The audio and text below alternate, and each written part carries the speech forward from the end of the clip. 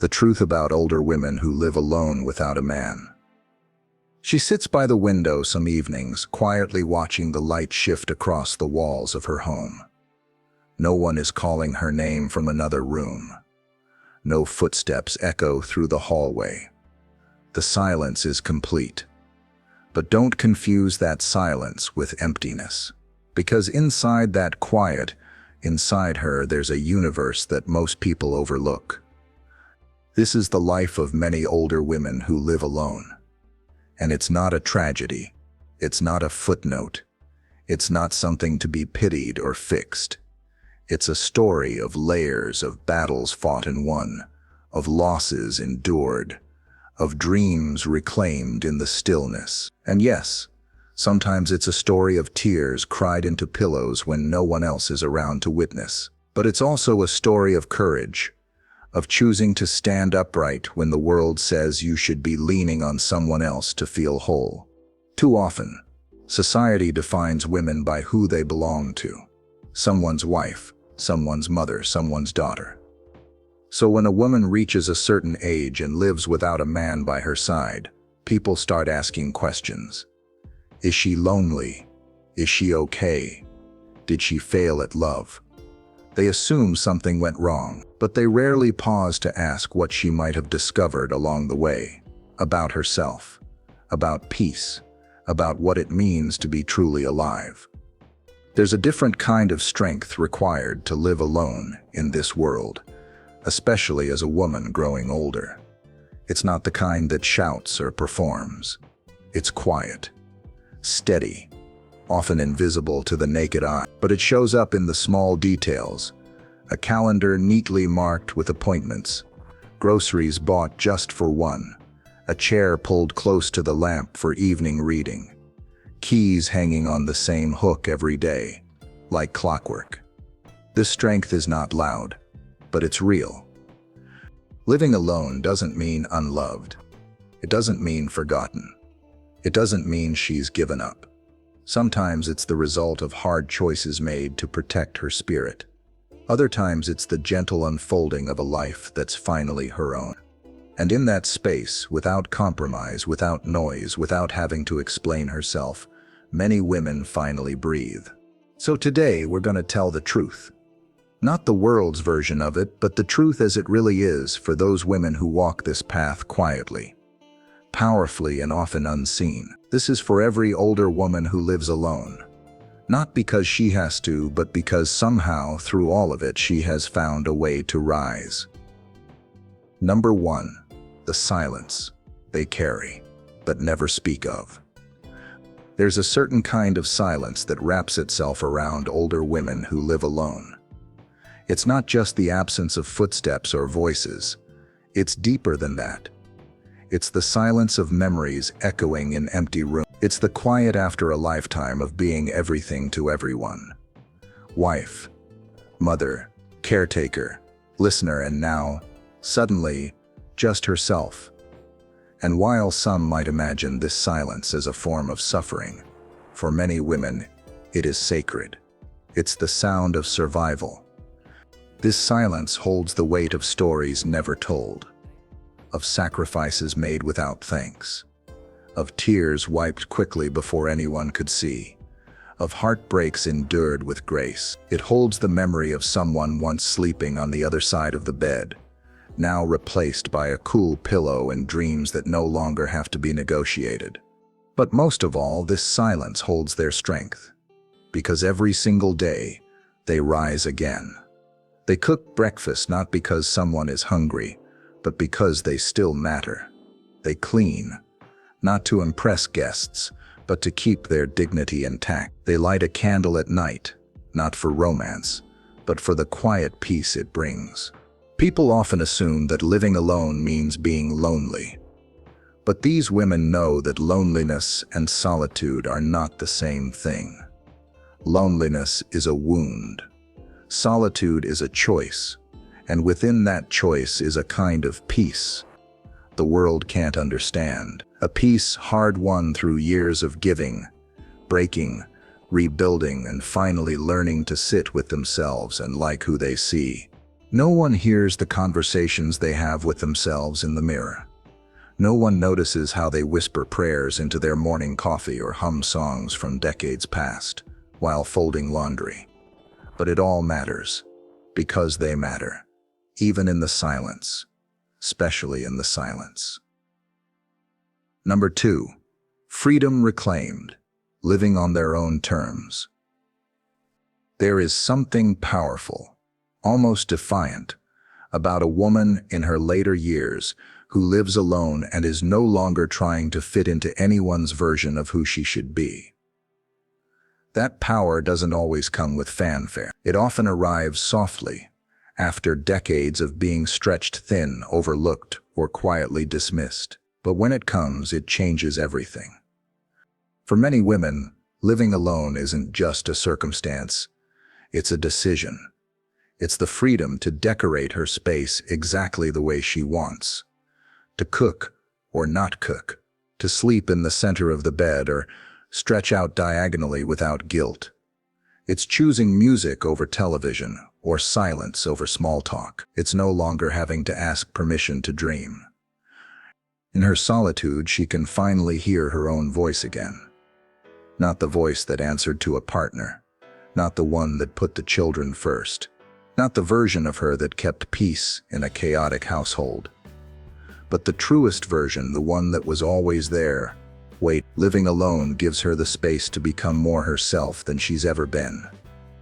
And while others may see it as less than, less secure, less complete, less joyful, what they don't realize is that for some women it's more space to breathe, more clarity, more joy in the smallest things, a cup of tea at dusk, a book devoured by moonlight, the freedom to fall asleep without a single expectation pressing on her shoulders.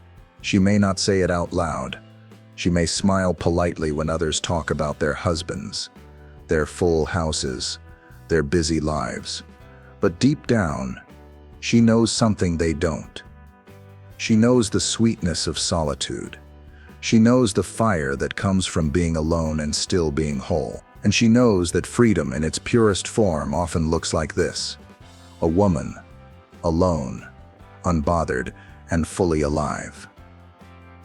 Number 3, the hidden pain behind their independence. Independence is beautiful, but it isn't always easy. Behind the poised smiles and the confident steps of older women who live alone, there are wounds that still ache. Not every night, and not every moment, but in the still hours when the world is quiet and the soul speaks a little louder, those feelings can rise like ghosts. There are days when the silence feels less like peace and more like a weight. No one asks how their day was. No one notices when they're unusually quiet. They wake up in the morning without the warmth of a familiar voice or the comforting sound of someone stirring in the kitchen. They eat alone, clean alone, and face their thoughts alone. There are no shared glances across the table, no unexpected hugs in the hallway, no "I'm home" at the end of the day. Some of them carry the pain of loss, the death of a husband, the end of a long and difficult marriage, or a relationship that simply faded away over time. Some never found the right partner, or were too wounded by past love to try again. Others chose solitude as an act of self-preservation. But no matter how they arrived at this place, they all carry pieces of that journey in their hearts. And while the world praises them for being strong, for being independent, for managing on their own, few understand the price they've paid to become that way. No one sees the nights they cry for no clear reason. No one feels the sting of realizing it's been days since anyone touched their hand or looked them in the eye with deep, caring attention. No one knows the ache of wondering who will help them if something goes wrong in the middle of the night. But still, they rise. They get dressed. They go about their day. They carry themselves with grace. They don't need applause. They don't want pity, but they do want to be seen. Not as martyrs, not as broken, not as forgotten, but as whole human beings who have learned how to stand tall even when their hearts feel heavy. That is the quiet pain behind independence, and it deserves to be acknowledged with reverence, not with pity. Number 4. Society watches, but rarely understands. People stare. They ask questions with their eyes. They wonder why a woman of her age is dining alone, traveling solo, going to church, or the movies or the park with no one beside her. Some whisper with curiosity. Others judge silently. Society still clings to the idea that a woman is incomplete without a man, that her worth is somehow tied to whether or not someone has claimed her. When an older woman lives alone, she often becomes invisible in plain sight. She's no longer the center of family gatherings. She's no longer seen as relevant in a culture obsessed with youth and couples and curated perfection. Her strength is misunderstood. Her silence is misinterpreted. Her solitude is seen as a problem to be solved, rather than a path she's chosen or been called to walk.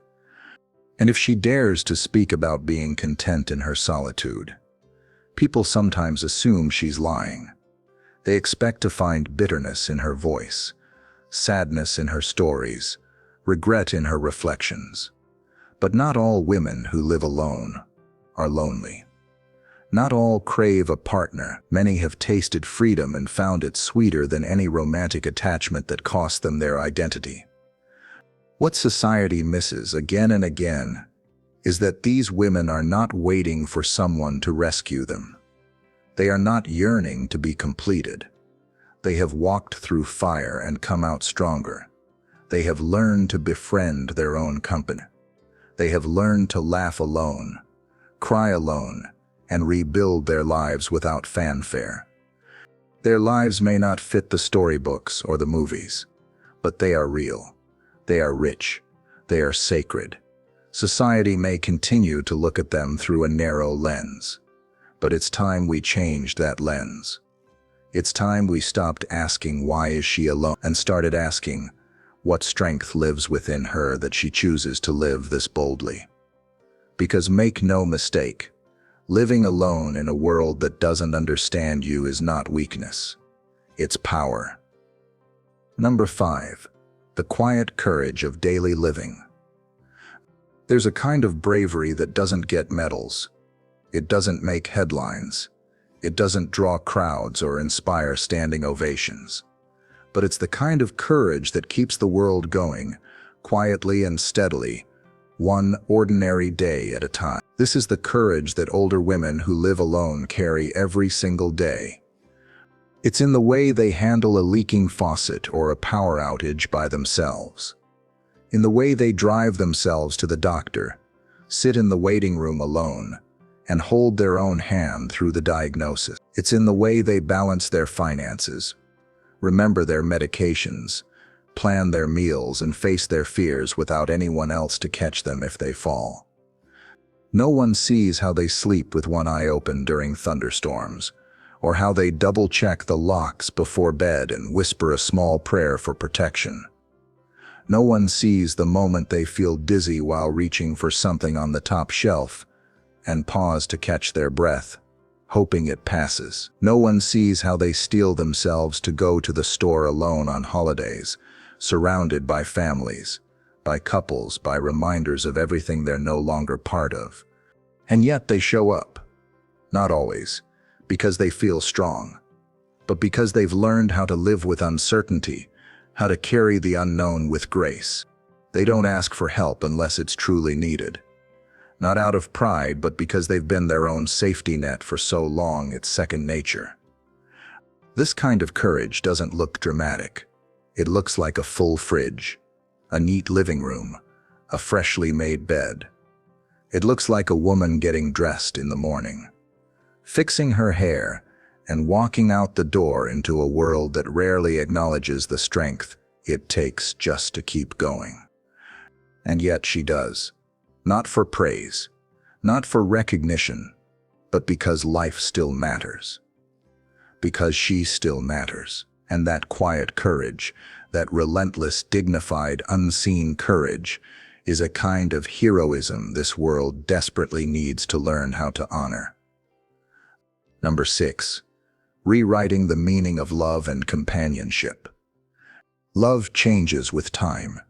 It evolves. It softens. It stretches into new forms. For older women who live alone, love doesn't disappear. It simply finds different doors to enter through.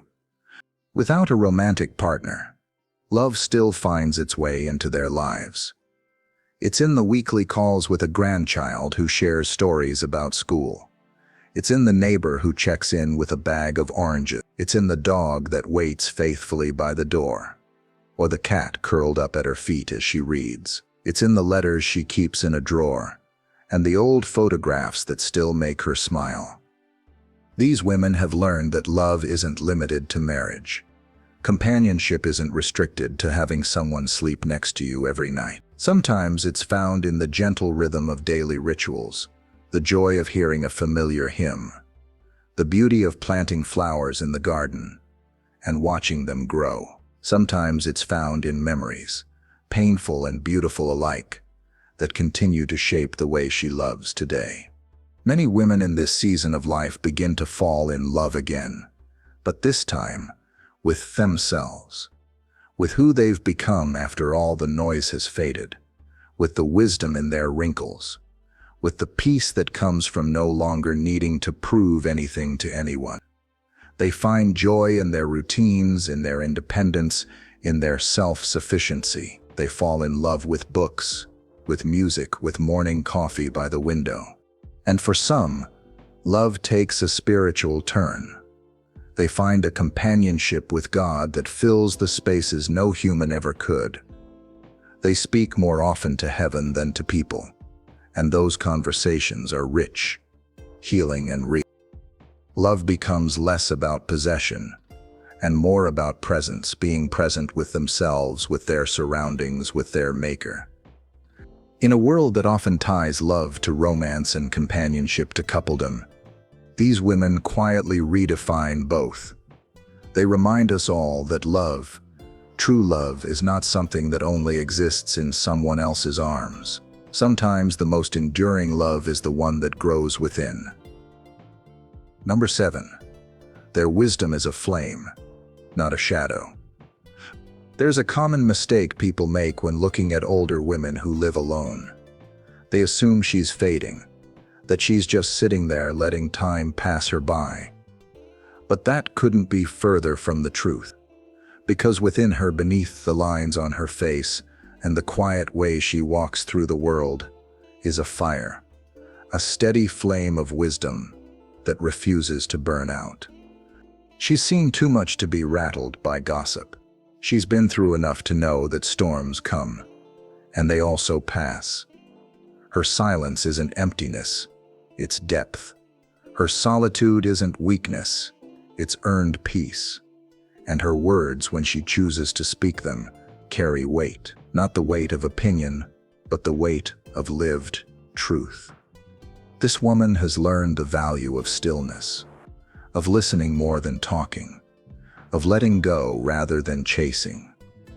She understands patience, not as waiting, but as trusting. She knows grief, not as a stranger, but as a companion. And she has discovered something most people never do, that life's greatest lessons often come wrapped in quiet moments, not dramatic events. Her wisdom doesn't scream. It doesn't demand to be noticed. It whispers like wind through old trees.